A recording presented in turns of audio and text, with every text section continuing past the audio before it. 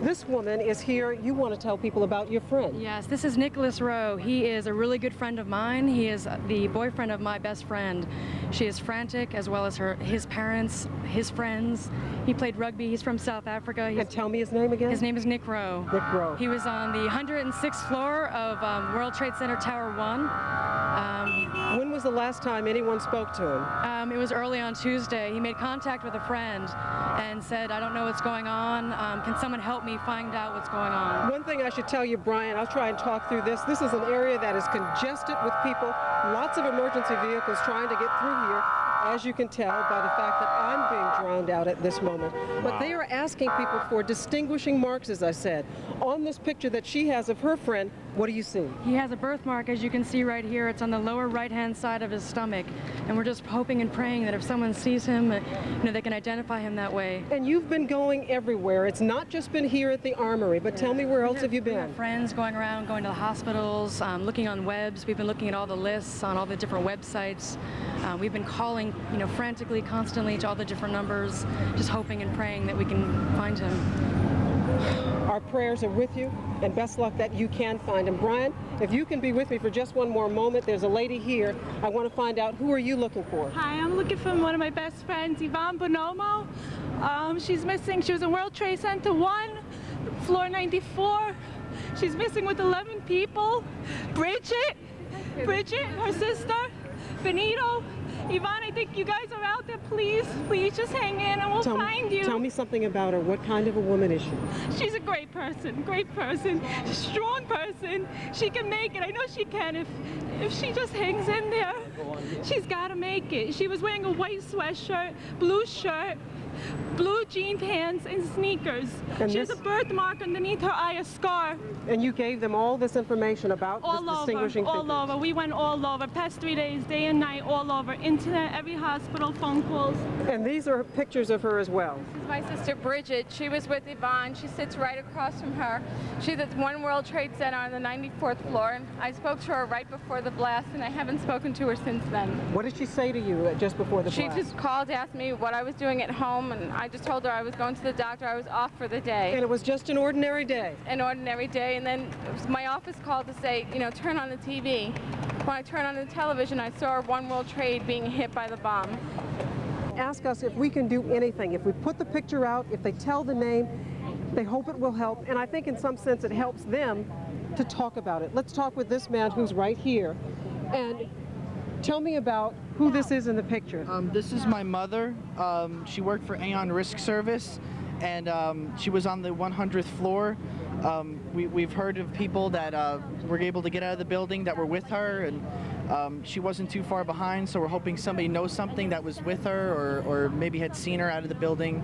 And here she is. Tell me something about her. What kind of woman is she? She's a fighter. She's definitely a fighter. She taught me everything, and she had got me a job there at the World Trade Center. I was there when it happened, and my aunt was also there. We were able to get out, and we're waiting for 3 out of 3. Now, your aunt was able to get out. Tell me, how did she get out? There's a man here, and this is my uncle, her husband. And tell me, how did your wife get out? She ran down. She was on the 92nd floor, and she ran down. She got to the 50th floor, and she had to take a break. Her knees crept up, the plane flew in, everybody was scattering. 2 guys from Morgan & Stanley, Jeff and Tony, I wish I could thank them, because if it wasn't for them, she wouldn't be here today. She's a little battered, a little bruised, because they literally pulled her down those stairs. Yeah, they dragged her. They said, do you want to see your son? And she was gripping her son's picture to her chest. It's one of those stories that we want to hear many more stories about like this. This woman doesn't have that kind of story to tell yet. You came all the way from Florida to try and find out something about your daughter. Yes, I did. And tell me her name. Her name is Jean Marie Wallendorf. We call her Jamie or JJ. The babies call her JJ. And where was she working? She was working at KBW, which is Kiefer, Bruvette, and what floor was she on? They have 2 floors, which are the 89th and 88th. Had you heard from her, or did you hear from her on Tuesday at all? Yes, I did. She called me when the first plane hit building number 1, and she said, Mom, she says, if you're watching the news, I'm all right. I wasn't in that building, but I gotta go. They're gonna start fire evacuation. And I hung up from her, and I turned on the news. The news, and A few minutes later, I seen the plane go in. And then I tried calling, and she was on the phone. When the plane went in, she was on the phone with her boyfriend. And after the plane hit the second building, she was okay, and they hung up. But what had happened was her KBW told her to go back up, because they told me that she's in equity trading and they stay in their department in case tradings come in. And you, when you got the word, you knew that this had happened. You couldn't take a plane to New York, so what did you do? How did you get here? I drove.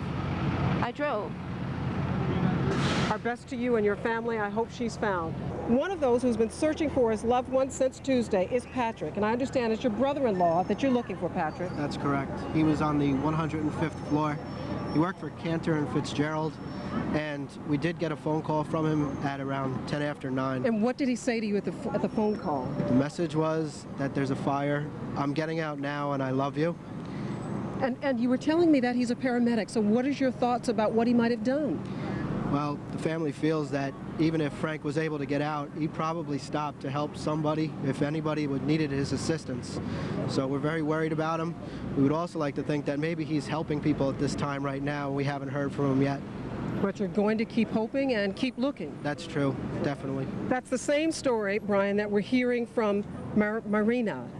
You're looking for your son. For my son, Kenneth Lira. And what floor was he working on? He was on 107th floor, and he works for Genuity.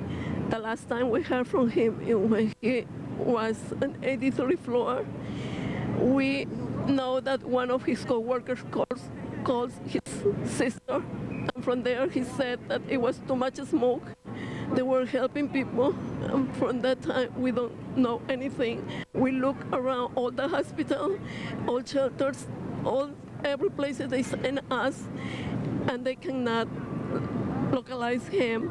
He's in any list. And tell me about him. He's your firstborn? He's my firstborn. He's very lovely, and we all care about him. All his friends, all his family is looking for him, and we love all. You're not going to give up hope, though, are you? No, we know he's there. We know he's strong. We know he can make it. So please, God, help him. And anyone who knows something about him, please let us know.